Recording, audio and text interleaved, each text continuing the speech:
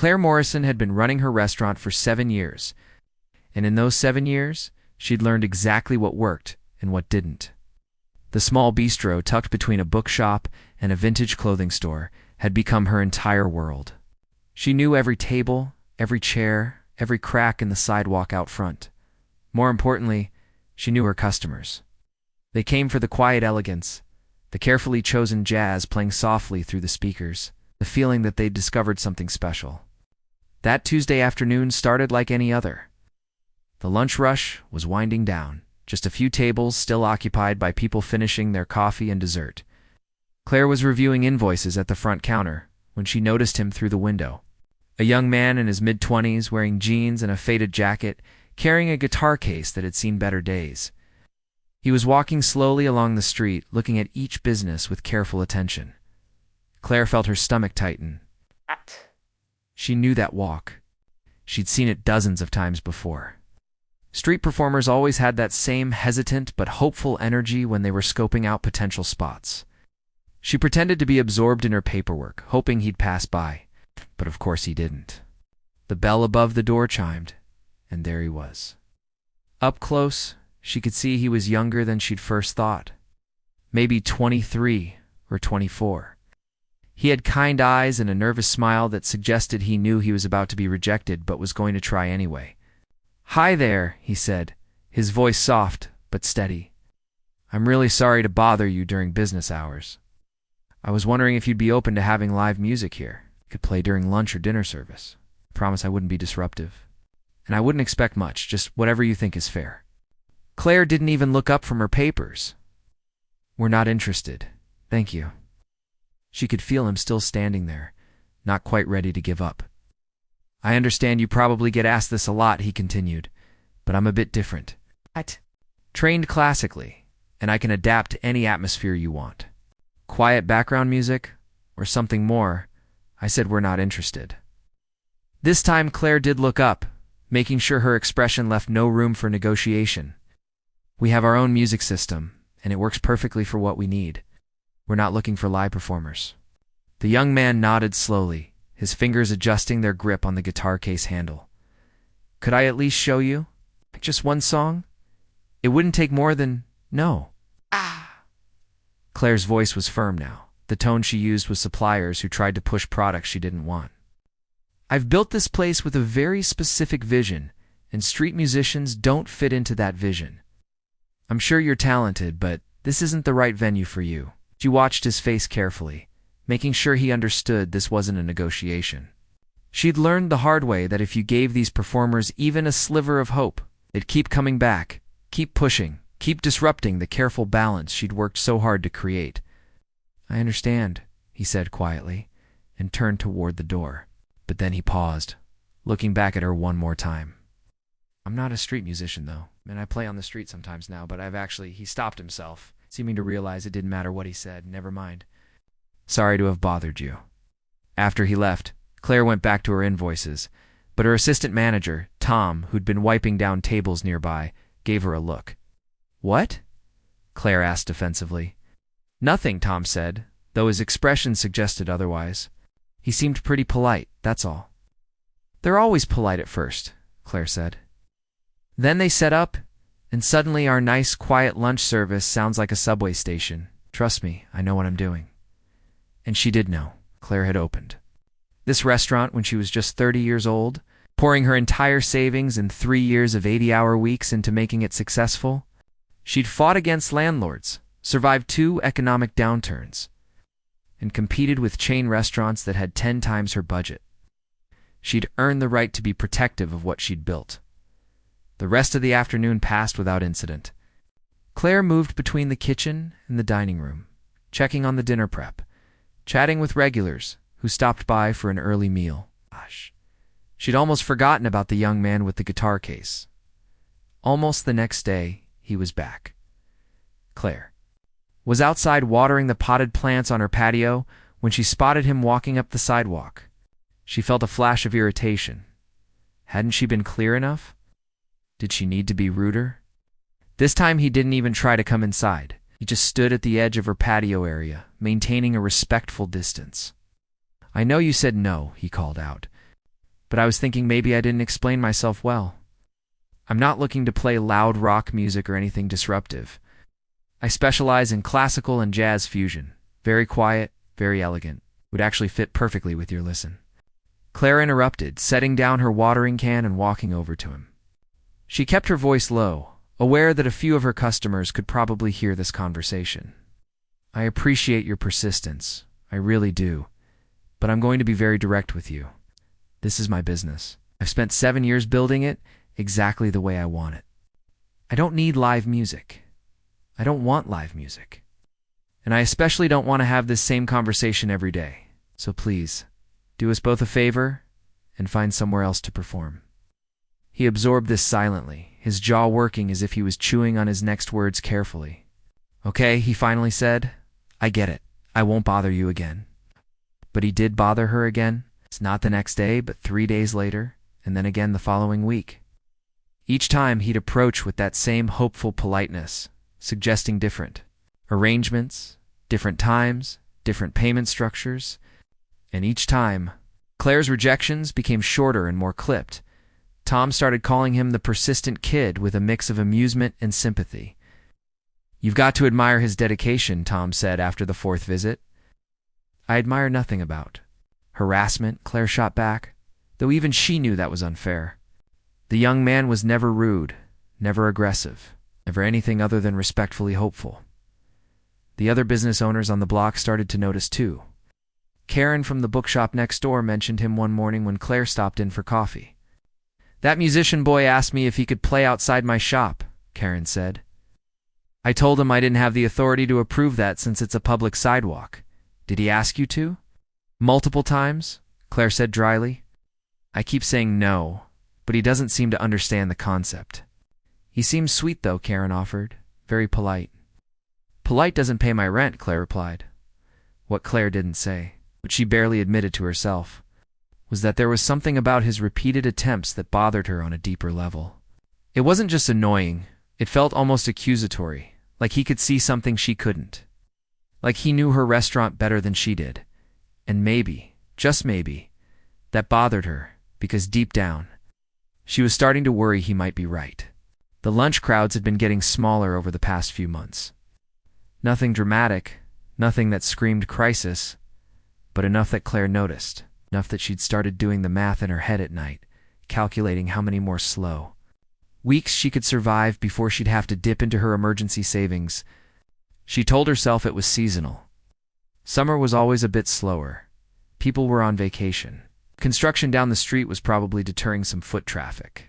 There were 1,000 reasons that had nothing to do with her restaurant losing its appeal. But then the new place opened 2 blocks away. Trendy spot with exposed brick and Edison bulbs and an Instagram-worthy menu. Claire watched from her window as young professionals lined up outside on opening night. Their phones out, already documenting their experience before they'd even tasted the food. Her restaurant suddenly felt old, tired, safe in a way that no longer felt like an asset. Still, when the young man showed up again the following Thursday, Claire's answer was the same. Maybe her voice was a little less sharp, her rejection a little more weary than angry, but it was still a rejection. "I really can't," she said, and for the first time she almost felt like she owed him an explanation. It's just not what this place is about.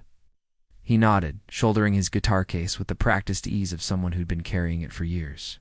"I understand," he said, and something in his voice suggested he actually did. Not just understood her words, but understood her fear, her pride, her stubborn refusal to admit that maybe, just maybe, she needed to try something different. As he walked away, Claire stood in her doorway and watched him go, feeling something she hadn't felt in a long time. Not anger, not irritation, just tired. So very tired of fighting to keep everything exactly the same in a world that refused to stay still. 3 weeks had passed since the first time the young musician walked into Claire's restaurant. 3 weeks of sporadic visits, polite requests, and firm rejections. What surprised Claire most wasn't his persistence. It was how he never seemed frustrated or angry. Each time she turned him down, he'd simply nod, thank her for her time, and leave. No guilt trips. No dramatic speeches. Just quiet acceptance followed by another attempt a few days later, It was starting to drive her crazy. "He's back," Tom announced one Wednesday afternoon, barely suppressing a smile as he wiped down the espresso machine. "Your biggest fan just walked past the window." Claire looked up from her laptop where she'd been staring at increasingly depressing financial reports. Sure enough, there he was, guitar case in hand, pausing outside to look through the window. Their eyes met for a brief second before Claire deliberately looked back down at her screen, making it clear she wasn't interested in another conversation. The bell didn't chime. He didn't come in. When Claire glanced up again a minute later, he was gone. "Hey," Tom said. Maybe he finally got the message. Claire should have felt relieved. Instead, she felt oddly disappointed, though she'd never admit that out loud. But her relief was short-lived. The next morning, while Claire was setting up the outdoor tables, she noticed him across the street talking to Paulo, who owned the Italian deli. They seemed to be having a friendly conversation. Paulo gesturing animatedly the way he always did, and the young man nodding along, his guitar case propped against his leg. When Paulo caught Claire's eye, he waved enthusiastically. "Claire, come here, you gotta hear this." She pretended not to hear him, busying herself with straightening chairs that were already perfectly straight. But Paulo was not a man who took hints easily. He jogged across the street, leaving the musician behind. "That kid," Paulo said, slightly out of breath, "has been asking everyone on this block if he can perform. You know what I told him? I said, 'Kid, you want to know who really needs some good music? Claire's place.' I told him your restaurant has the perfect setup for it." "Paulo," Claire said through gritted teeth, "I appreciate your input, but I've already told him multiple times that I'm not interested." "You're stubborn. It's your worst quality, and also kind of your best quality." Paulo grinned. "But seriously, what's the harm? You've got empty tables every lunch service now. Maybe some live music brings people in, you know?" Claire felt her face flush. "My tables are not empty. Claire, I can see into your place from my deli. I've been watching your lunch crowd get smaller for months now. I'm not trying to be mean. I'm trying to help. That new place down the street is killing all of us. You, me, even Karen's bookshop is feeling it." He wasn't wrong. The trendy restaurant, with its carefully curated social media presence and influencer partnerships, had become the neighborhood's new hotspot. Claire had watched her younger customers gradually drift away, drawn by the promise of something more exciting, more Instagram-worthy. "More now. I'll figure it out," Claire said, her voice tight. Paulo shrugged. "I know you will. You're smart. But maybe don't figure it out alone? Yeah. Sometimes help comes from unexpected places." He nodded toward the young man still waiting across the street. "That kid? He's got something special about him. I can tell. Been in this business 40 years, and you learn to read people." After Paulo headed back to his deli, Claire snuck another glance at the musician. He was sitting on a bench now, the guitar case open beside him, though he wasn't playing. He was just sitting there, watching the neighborhood move around him, looking perfectly content to exist in that moment. There was something unsettling about his calm. Most people his age seemed to be in a constant state of urgency, always checking their phones, always rushing somewhere. But this young man seemed comfortable with stillness, with waiting. With being present, Claire turned away and went back inside. That afternoon, the lunch service was particularly brutal. 12 customers total, spread across a dining room that could comfortably seat 45. Tom tried to make jokes about having more time to perfect his latte art, but even he couldn't fully hide his concern. "Maybe we should try a lunch special," he suggested. "Half-price appetizers or something?" "We're not discounting our food," Claire said sharply. "The quality is what sets us apart. The moment we start slashing prices, we're admitting we're desperate, aren't we, though?" Tom asked gently. "A little bit desperate?" Claire didn't answer. She couldn't, because if she opened her mouth, she might actually admit out loud that yes, she was scared. Terrified, actually. This restaurant wasn't just her business. It was her identity, her purpose, her proof that she'd made something of herself. Later that evening, after they'd closed and Tom had gone home, Claire stayed behind to do inventory. She was counting wine bottles in the storage room when she heard music drifting in from outside. Soft, Intricate guitar playing that seemed to wrap around the quiet evening air like silk. She walked to the front door and peeked out.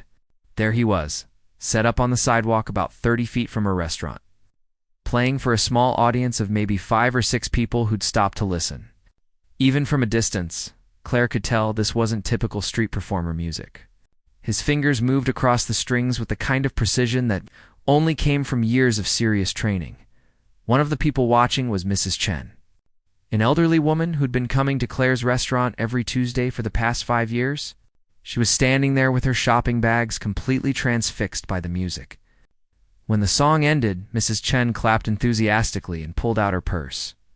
Dropping several bills into the open guitar case, Claire watched them exchange a few words. It's too far away to hear the conversation.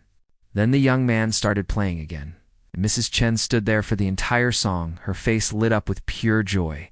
Something twisted in Claire's chest. When was the last time she'd seen one of her customers look that happy in her restaurant? The next day, Thursday, Mrs. Chen came in for her regular lunch. "That musician outside yesterday," she said to Claire as she reviewed the menu she'd already memorized. "Do you know him? He's extraordinary. I haven't heard playing that beautiful since I saw Segovia perform at Carnegie Hall in 1982. You talked to him?" Claire asked, trying to sound casual. "Oh, yes. Sweet boy. Very humble. I asked him where he trained, and you know what he told me? The Berklee College of Music, one of the best music schools in the country. I asked him why he's playing on street corners, and he said—" Mrs. Chen paused, her expression softening. "He said he's rebuilding his life one song at a time. Isn't that poetic?" Claire nodded noncommittally, but her mind was racing. Berklee, that was serious. That was world-class training. What was someone with that kind of background doing begging for gigs at small restaurants? Over the next week, the musician became a fixture of the neighborhood. Not in an intrusive way, but in the manner of someone who belonged there naturally. Claire would see him in the morning getting coffee from Paulo's Deli. In the afternoon, playing on different corners, always drawing a small crowd. In the evening, talking with Karen outside the bookshop, their conversations seeming easy and genuine. Everyone, it seemed, was warming up to him. Everyone except Claire. "You know what people are calling you?" Tom asked one day, his tone carefully neutral. "I don't want to know. The Ice Queen of Pine Street." Claire's head snapped up. "What?" "That's what I heard. Some of the other business owners were talking. They think you're being unnecessarily harsh on that kid, especially since he's so polite and talented. I'm running a business. Not a charity for struggling musicians," Claire said. But her voice lacked its usual conviction. The truth was, she'd been thinking about him more than she wanted to admit. Not in a romantic way, nothing like that. But there was something about his quiet determination that reminded her of herself when she'd first opened the restaurant. That stubborn belief that if you just kept showing up, kept trying, kept pushing forward, eventually things would work out. Except things weren't working out for her anymore, were they? Friday afternoon, the lunch service hit a new low. 9 customers. 9. Claire spent most of the service standing by the window, watching people walk past her restaurant and into the new place down the street. A few even glanced at her menu posted outside, then kept walking. She was standing there, feeling the weight of 7 years of work possibly crumbling when she saw him approaching. The musician. She braced herself for another request, another polite pitch she'd have to turn down. But when he came to the door, his expression was different. Not hopeful, concerned. "I'm sorry to bother you," he said, his voice soft. "But are you okay? You've been standing at that window looking worried for the past 20 minutes. The question caught Claire completely off guard. Of all the things she'd expected him to say, genuine concern hadn't been on the list. For a moment, she almost told him the truth.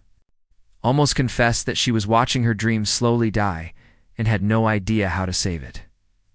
Instead, she straightened her shoulders and put on her professional mask. "I'm fine. Was there something you needed?" He studied her face for a long moment, and Claire had the uncomfortable feeling that he could see right through her pretense. "No," he finally said. I know we've gotten off on the wrong foot, and I know you, Dan." The envelope arrived on a Monday morning, and Claire knew what it was before she even opened it. The return address belonged to her landlord's property management company, and the timing was exactly right for the quarterly rent review she'd been dreading.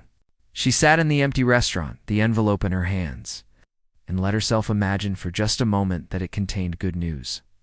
Maybe they were lowering the rent, or maybe they were offering her a lease extension at the current rate. Maybe they'd decided to renovate the building and were giving all tenants a free month while construction happened.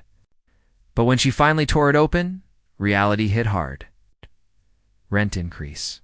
15%, effective in 60 days? Claire did the math in her head automatically. The way she'd been doing math constantly for the past 2 months, with her current revenue declining and expenses about to spike, she had maybe 4 months before she'd burned through her emergency savings. 6 months if she laid off Tom and ran the entire restaurant herself? Working every single shift alone, the thought made her physically sick. She was still sitting there, staring at the letter, when Tom arrived for his shift. He took one look at her face and didn't even need to ask. "How bad?" he said quietly. 15% increase. Tom let out a long breath and sat down across from her. For a moment, neither of them spoke.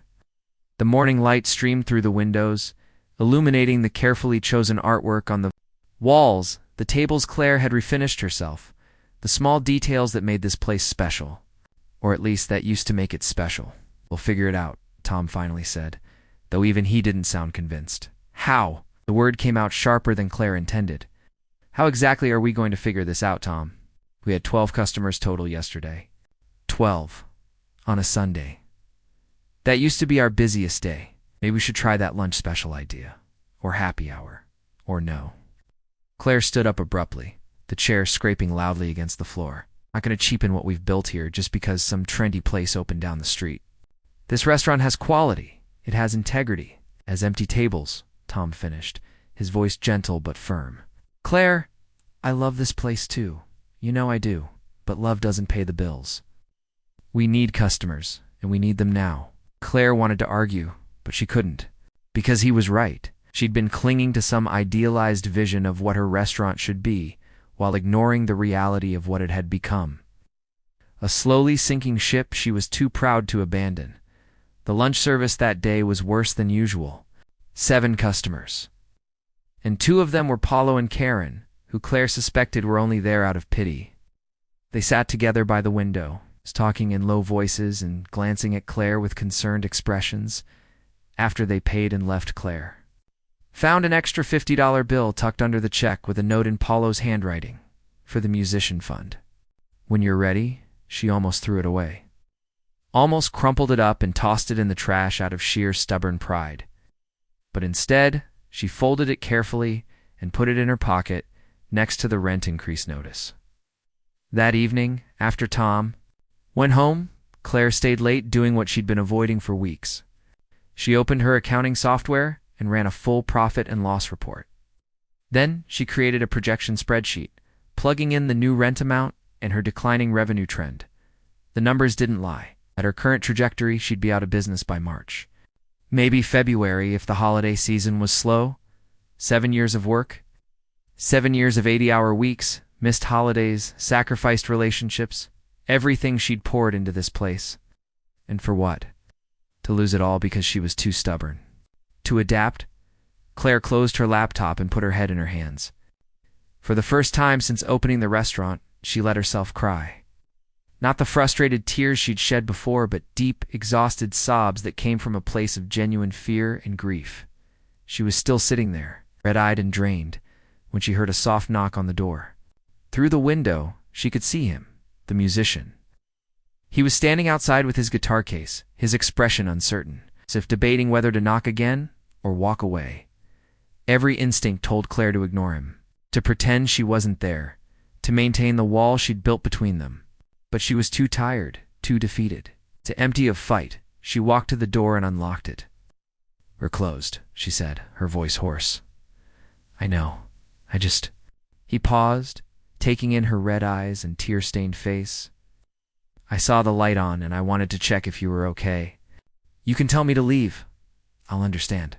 Claire should have told him to leave, should have thanked him for his concern and sent him on his way. Instead, she heard herself saying. Why do you keep coming back here? The question seemed to catch him off guard. What do you mean? I've been nothing but rude to you for weeks. I've rejected you over and over. Most people would have given up, or at least gotten angry. But you just keep showing up, polite as ever. Why? He shifted his guitar case to his other hand, thinking about the question seriously. Because I know what it's like to lose something you love, he finally said. And I can see that you're losing this place. I thought maybe, if you just gave me a chance, I could help prevent that. You don't even know me. No, he agreed. But I know what grief looks like. I know what it's like to watch something slip away and feel powerless to stop it. And I guess I thought that if I could help you save this restaurant, maybe it would make up for the thing I couldn't save. There was something raw in his voice, a pain that mirrored her own. Claire found herself curious despite herself. What couldn't you save? My mom. The words came out quiet but steady. She got sick 2 years ago. Really sick. I was in my 3rd year at Berkeley. Had a full scholarship. Everything was going according to plan. But someone needed to take care of her, and I was all she had, so I left. You left music school to take care of her? Yeah. Moved back home, got a job at a warehouse, spent every other moment at her side. The doctor said maybe we'd have a year. We got 18 months. He smiled sadly. She kept telling me to go back to school, that she'd be fine. But we both knew that was a lie, and I didn't regret it, staying with her. It's not for a second. But after she died, he trailed off, and Claire waited, sensing he needed to finish. After she died, I didn't know what to do. Going back to school felt wrong, like I'd be abandoning her all over again. But I also couldn't just stop playing. Music was the only thing that made sense anymore. So I started playing on streets, in cafes, anywhere that would have me, building something new from the pieces that were left. Claire felt something crack open in her chest. This whole time, she'd seen him as just another struggling musician trying to get a gig. She'd never considered that maybe he was struggling with something much bigger than just his career. I'm sorry about your mom, she said, and meant it. Thank you. He looked down at his guitar case. I know my situation doesn't solve your problems, but I've gotten pretty good at reading people these last 2 years, and I can see you're carrying something heavy. So I thought, maybe if I could just play for you, for your restaurant, it might help lighten the load a little. For a long moment, Claire stood there in her doorway, looking at this young man who'd been trying to help her, even when she'd given him every reason to walk away. She thought about the rent increase in her pocket, the empty tables behind her, a spreadsheet full of declining numbers, and the simple truth that what she'd been doing wasn't working. I can't pay you, she heard herself say, the words coming out before she'd fully decided to say them. I can barely pay my rent right now, and I have no idea if this will even help. But if you still want to play here?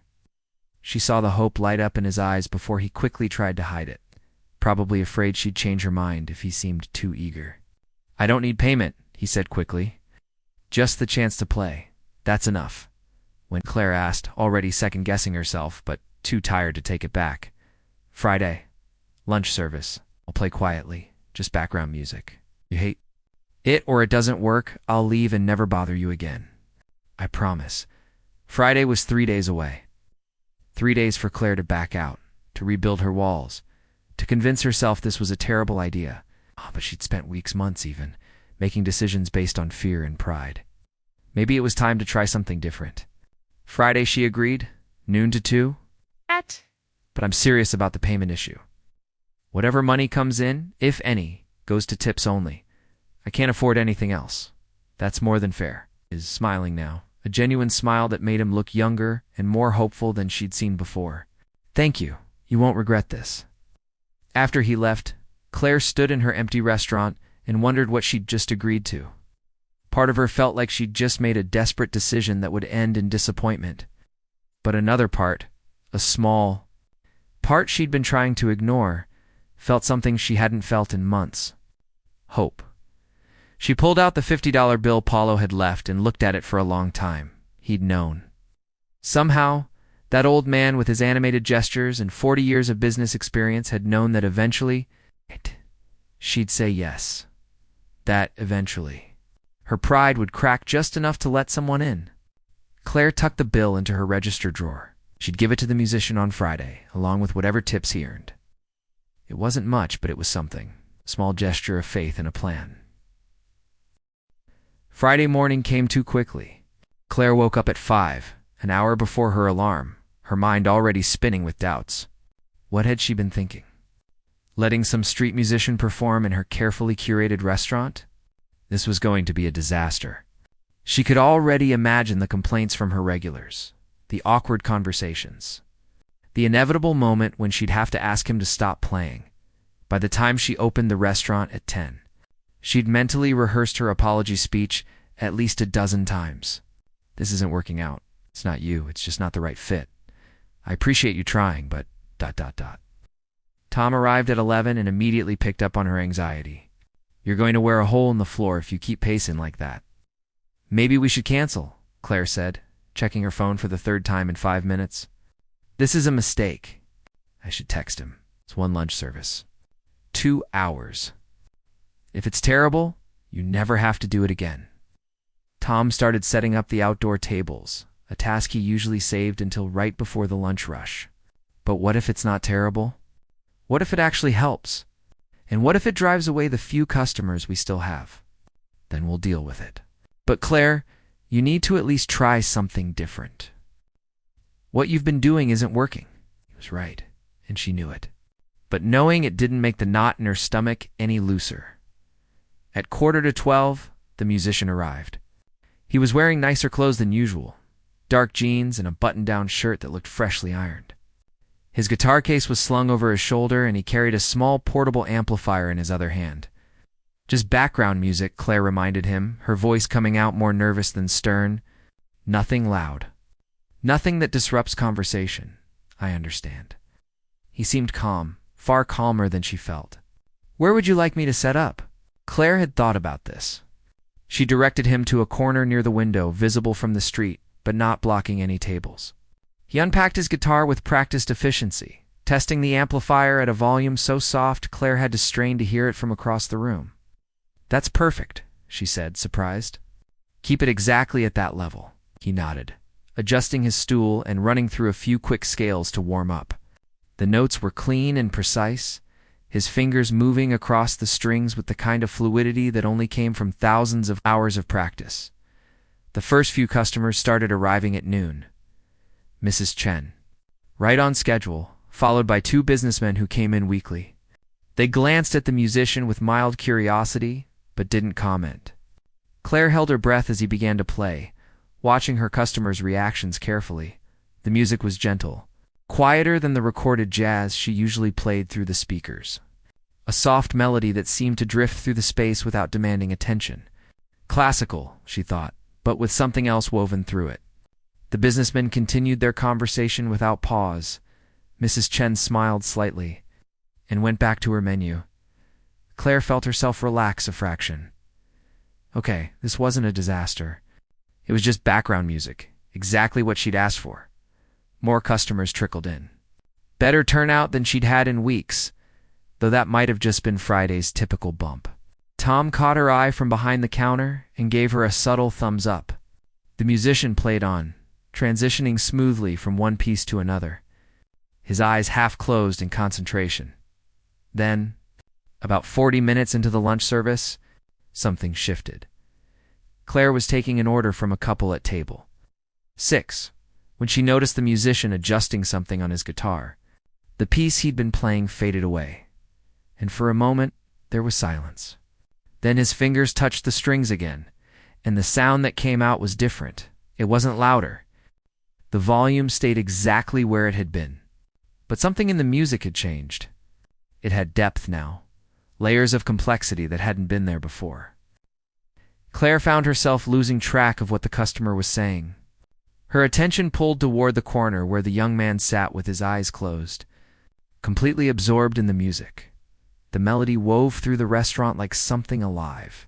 Classical training was obvious in the precise fingerwork, but there was jazz in the improvisation, blues in the emotion, and something entirely unique that Claire couldn't name. It was the kind of music that made you stop whatever you were doing and just listen, and people did. The couple at table 6 had stopped looking at their menus. Mrs. Chen had set down her fork, her lunch forgotten. The businessmen's conversation had died mid-sentence. Even Tom had frozen in place, a coffee pot hovering over a cup he'd forgotten to fill. Outside, a woman walking past the restaurant stopped in her tracks. Then another person. And another. Within minutes, a small crowd had gathered on the sidewalk. Drawn by the music spilling through the open door, Claire moved to the window, watching in amazement as more people joined the impromptu audience. Some had their phones out, recording. A teenage girl stood with tears streaming down her face, not bothering to wipe them away. An older man swayed slightly to the rhythm, his eyes closed in what looked like pure bliss. The musician was completely unaware of the crowd he'd drawn. His whole body moved with the music, not in a showy way, but as if he and the guitar were having a conversation only they could understand. His fingers flew across the strings, creating harmonies that shouldn't have been possible on a single instrument. He'd shift from delicate, almost whispered notes to powerful chords that made Claire's chest vibrate, then back to something soft and tender that made her want to cry for reasons she couldn't explain. She glanced around her restaurant. Every single customer had stopped eating. They weren't just listening politely to background music. They were experiencing something profound. Mrs. Chen had tears in her eyes. One of the businessmen had his hand over his heart, his expression stunned.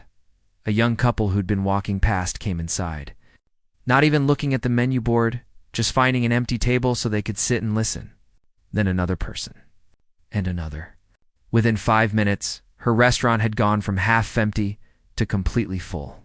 With people standing in the doorway because there were no seats left, Tom caught Claire's eye. His expression a mixture of shock and delight. He mouthed a single word. Wow.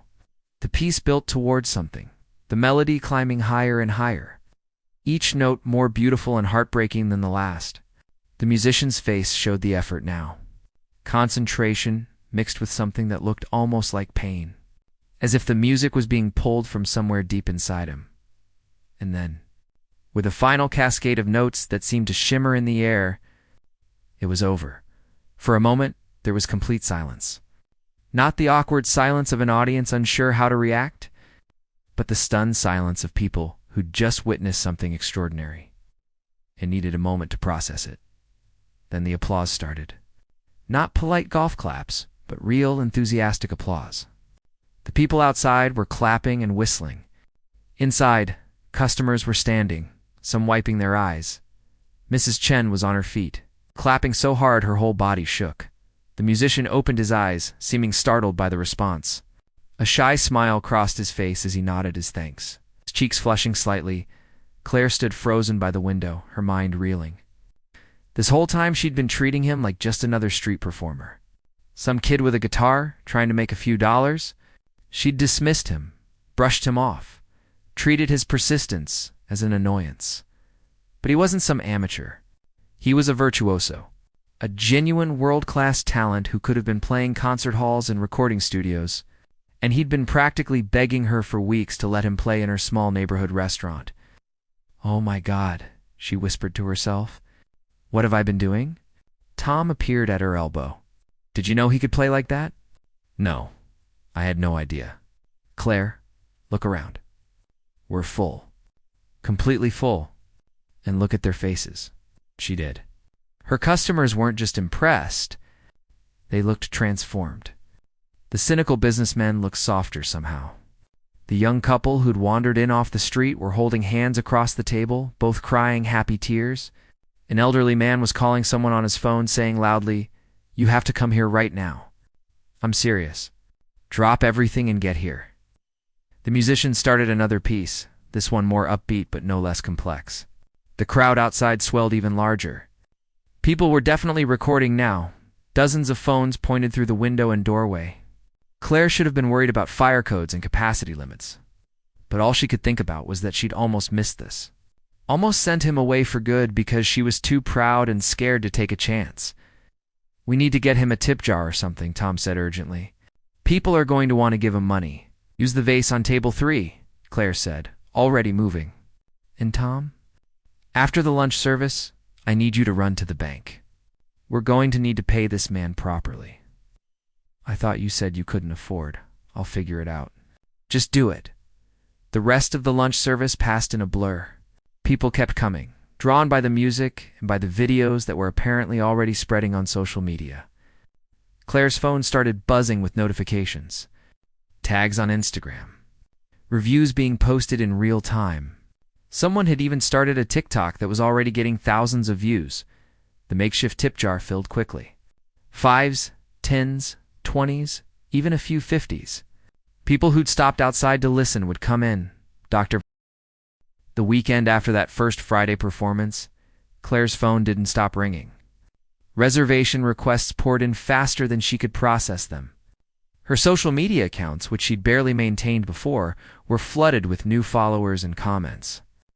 The videos from that lunch service had spread across multiple platforms, accumulating hundreds of thousands of views combined. By Monday morning, she had to make a decision she never thought she'd face. She called the musician, her hands shaking slightly as she dialed. "I need you here more than once a week," she said without preamble.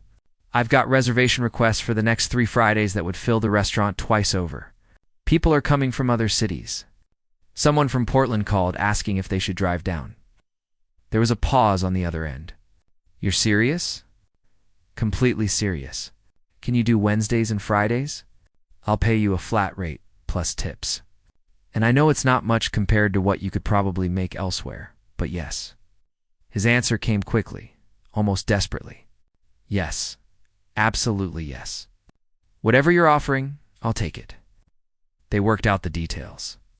$200 per performance plus all tips. It wasn't concert hall money, but it was steady income, something he hadn't had in 2 years. Claire knew she was getting the better end of this deal by far, but it was all she could afford for now. Later, when things stabilized, she'd pay him what he truly deserved. That first Wednesday was chaos. Claire had underestimated the demand and overbooked by accident. People were waiting outside before they even opened.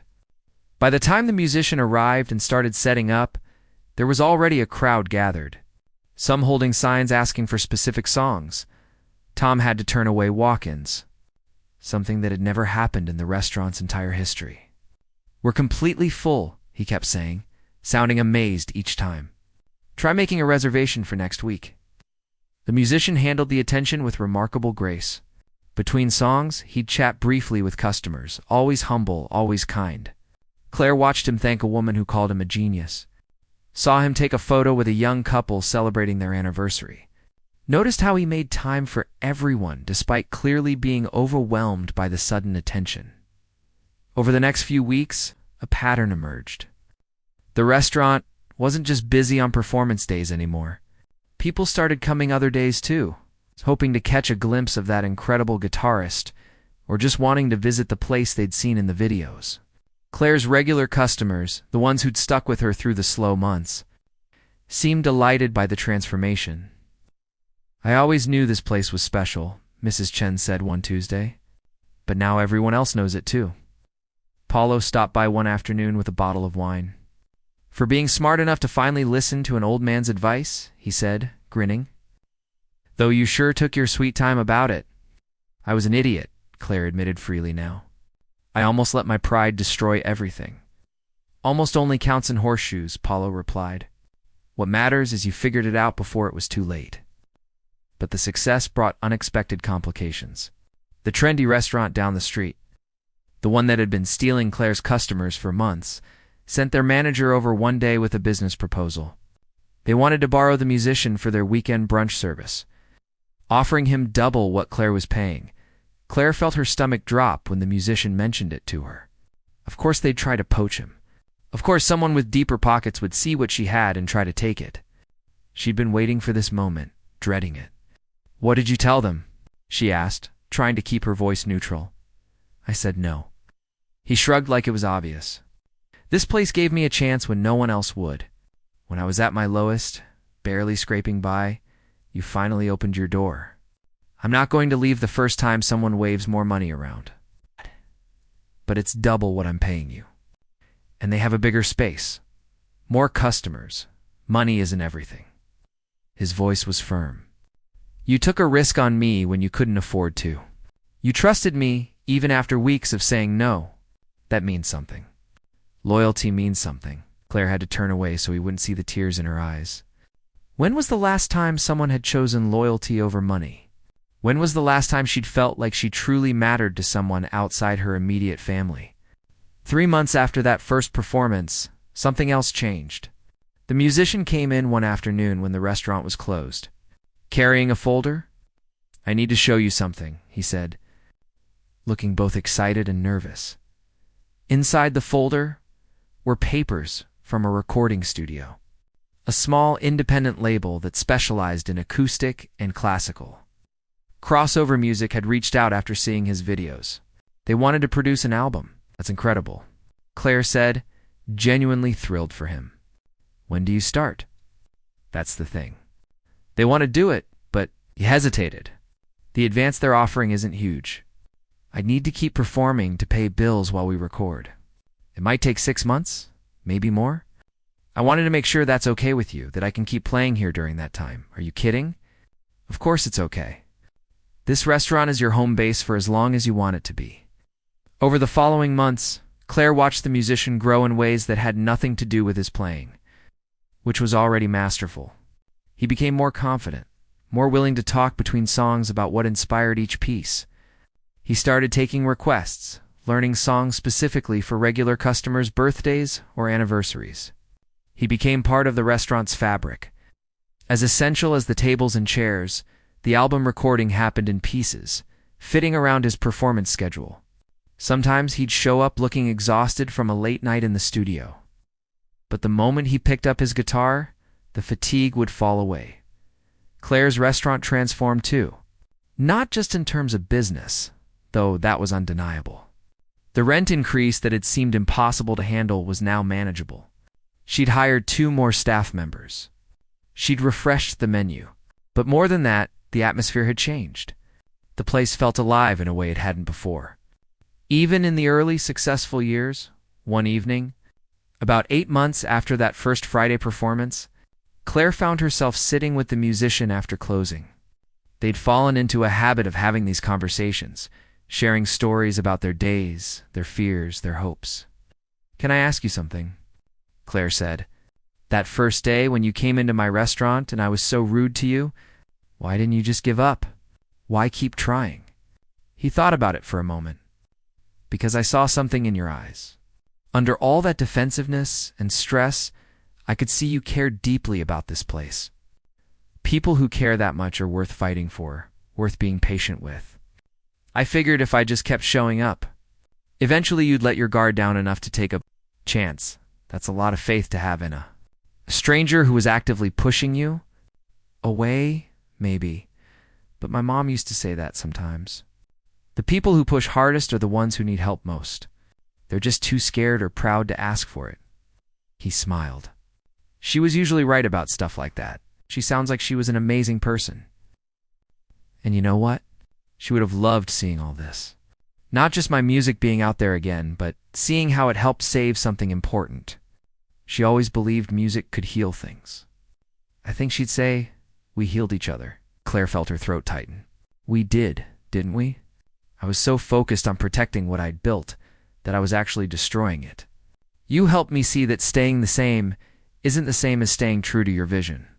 Sometimes growth is exactly what preservation looks like.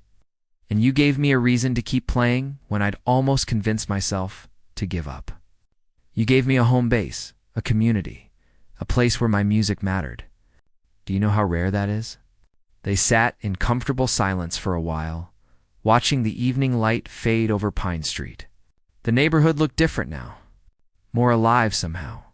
Other businesses had picked up energy from the restaurant's success. Paulo's Deli was busier. Karen's bookshop had started hosting evening events.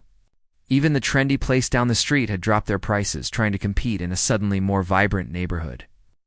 "The album's almost done," the musician said eventually. "They want to release it in about 6 weeks. They're talking about a small promotional tour. Nothing huge, just a few cities on the West Coast." "That's wonderful." Claire meant it. Even though part of her worried about what would happen to the restaurant when he was gone. "I was thinking," he continued, "maybe we could record the album release show here? Make it intimate, special. Invite the people who've supported me from the beginning. here. But we can only fit maybe 60 people exactly.